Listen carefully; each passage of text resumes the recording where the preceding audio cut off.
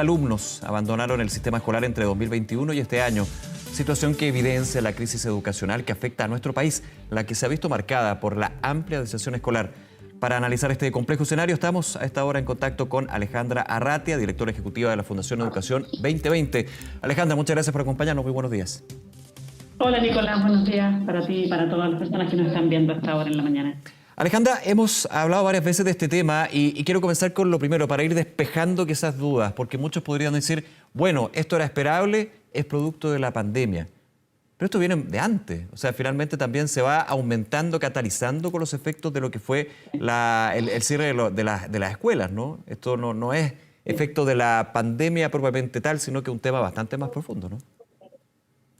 Sí, efectivamente es un tema más profundo. Chile tiene datos que venían bajando, ¿ah? Ojo, yo te diría que nosotros tuvimos datos altos 2011, 2010, 11, 12 y veníamos en una tendencia sostenida a la baja que se vio interrumpida por la pandemia, pero es importante poner en perspectiva que no es que sea primera vez que Chile tiene datos desafiantes, datos que nos cuestionan bastante en este sentido. De hecho, bueno, nosotros fuimos parte con una serie de otras organizaciones el año 2020.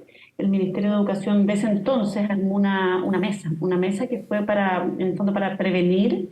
La mesa se llamó la deserción escolar. Nosotros en general tratamos de no hablar de deserción, sí. Creemos que el concepto de deserción es un concepto como que pone la responsabilidad en el niño, en la niña, y eso claro, no es justo. El niño o niña deserta, digamos.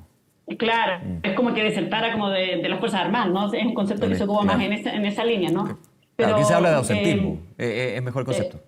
De ausentismo crónico o de exclusión educativa. En el fondo son un niño, una niña que termina saliendo del sistema, es un niño, una niña que tiene en general un proceso bastante sostenido, previo, en algunos casos de ser invisible para la escuela, en otros casos incluso peor, de tener experiencias de maltrato, experiencias de bullying, experiencias negativas en la escuela, donde finalmente se termina generando una situación de no querer ir por el impacto socioemocional que tiene el ir a un espacio que muchas veces no es seguro, no es protegido para ellos y ellas, ¿no?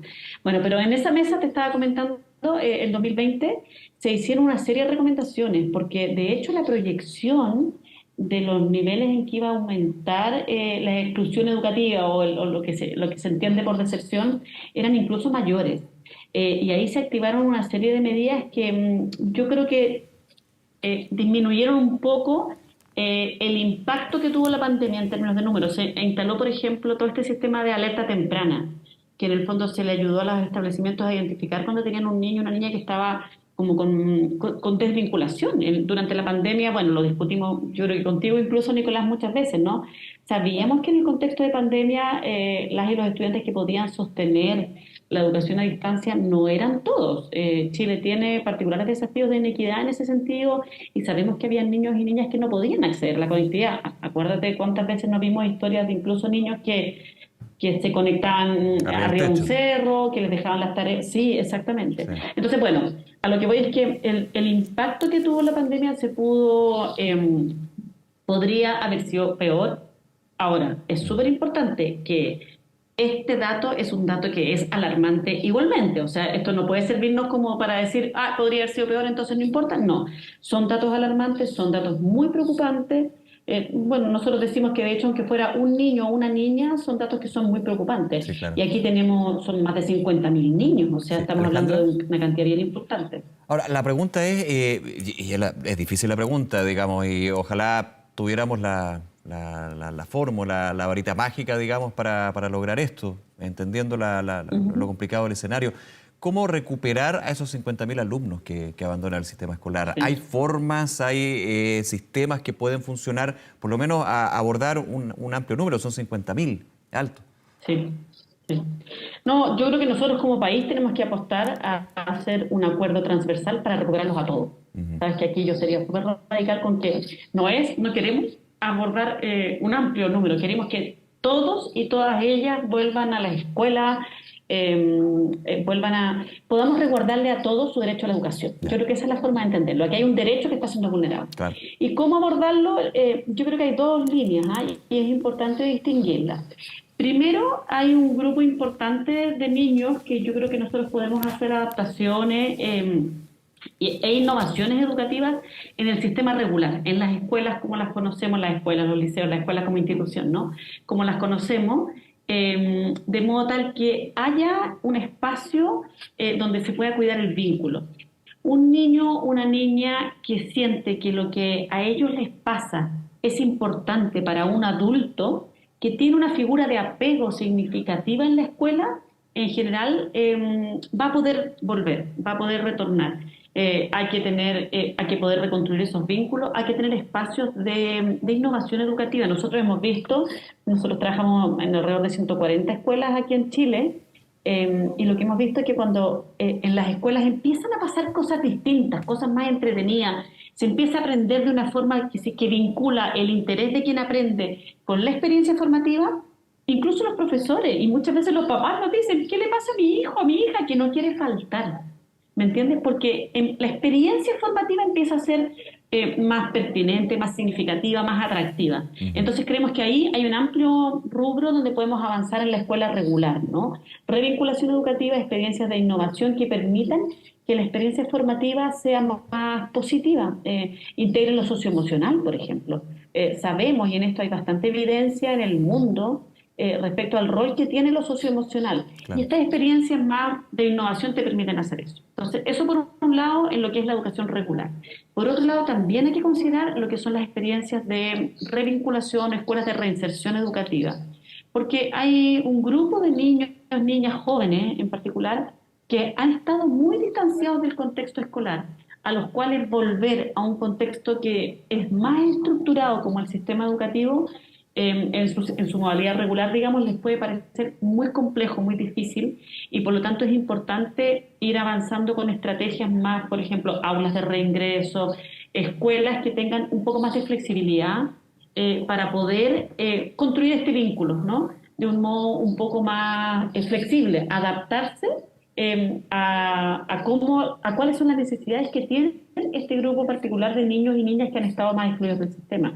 Por ejemplo, hay un elemento importante, es cuánto es el número de niños, de jóvenes en realidad, de jóvenes que trabajan con un adulto, porque tú necesitas ahí un vínculo más cercano y por lo tanto necesitas menos cantidad de jóvenes por adulto significativo. Entonces yo creo que hay que avanzar en estas dos líneas en paralelo.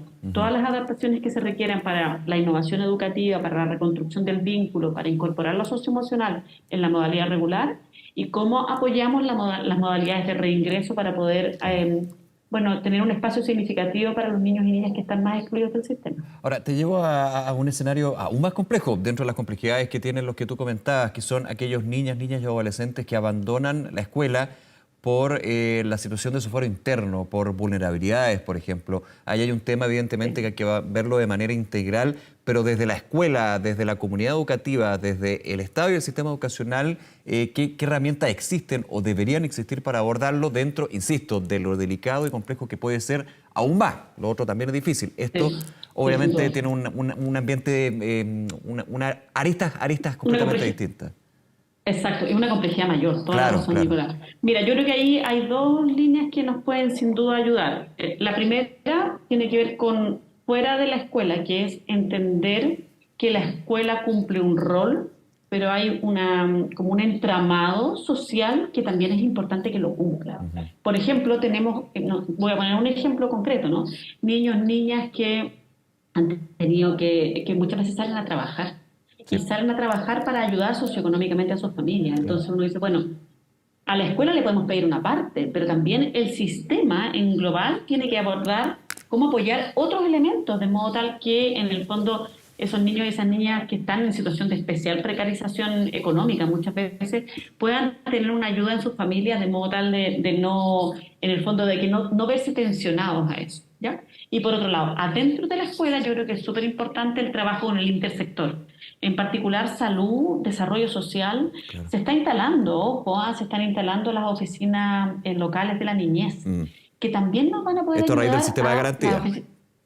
Exactamente. Claro. Y ahí va a haber un organismo especializado que en el fondo va a ayudar al resguardo de derechos de la infancia, ¿no? Entendida hasta los 18 años.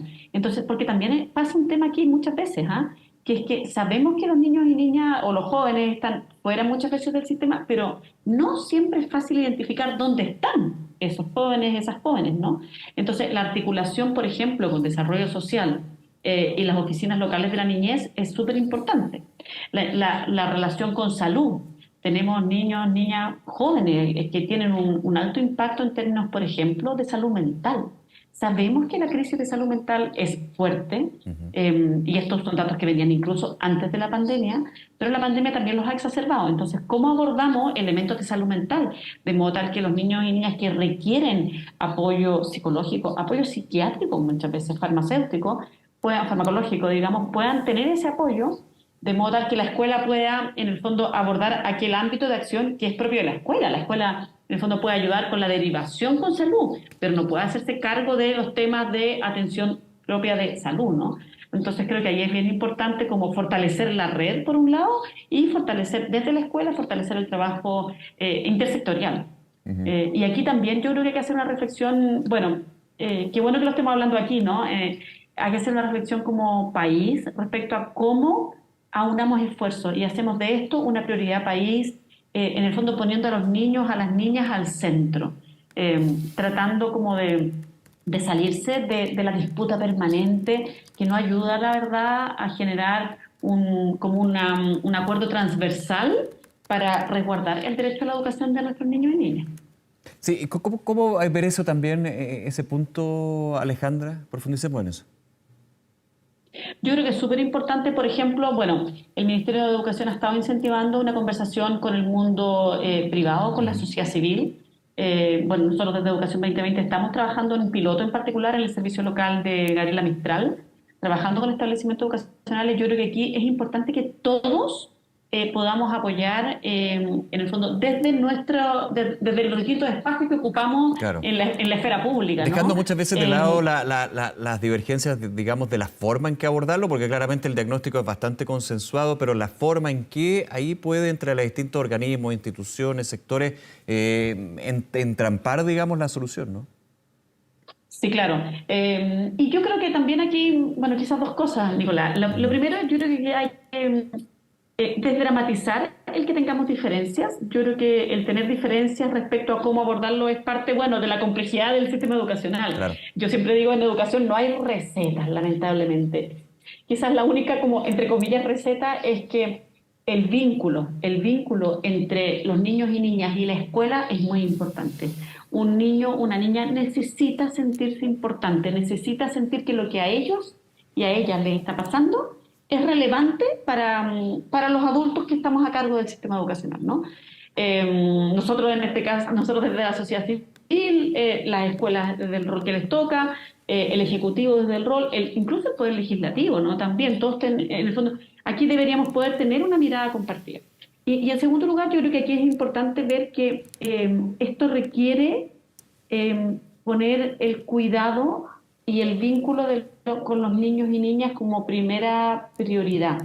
Muchas veces hay como una retórica que yo creo que hay que tener cuidado con ella, que tiene que ver con una suerte como de ponerse al día rápido, ¿no? Y ponerse al día rápido no puede ser a cualquier costo.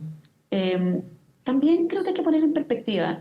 Tuvimos 2 años de clases presenciales suspendidas en una situación súper inédita en el mundo, no solo en Chile. Y creo que hay que salirse de la retórica de que fueron 2 años perdidos, Claro. de que esta generación... No. Bueno, hay que tener quizás una reflexión un poco más profunda respecto a qué otras cosas se aprendieron. Y cómo dotamos de significado al camino que tuvimos estos 2 años. Y bueno, y cómo, por cierto, potenciamos los aprendizajes y aseguramos el derecho a la educación, pero en un contexto de cuidado, o sea, aquí no da lo mismo cómo se hace. Sí. Y también tenemos hartas señales de cómo venía el sistema antes, de que hay ciertas cosas que no resultan. Y, por ejemplo, presión, no resulta. No necesariamente eso va a ayudarnos a tener mejores resultados, ¿no? Entonces la pregunta es cómo lo hacemos de un modo que sea humano y que cuide el bienestar de los niños, de las Claro. niñas, bueno, de las comunidades educativas también. Lógico. Alejandra Arratia, como siempre, muchísimas gracias por tu tiempo y conversar con nosotros aquí en Canal 24 Horas. Muy buen día. Gracias, Nicolás. Buen día. Que te vaya muy bien.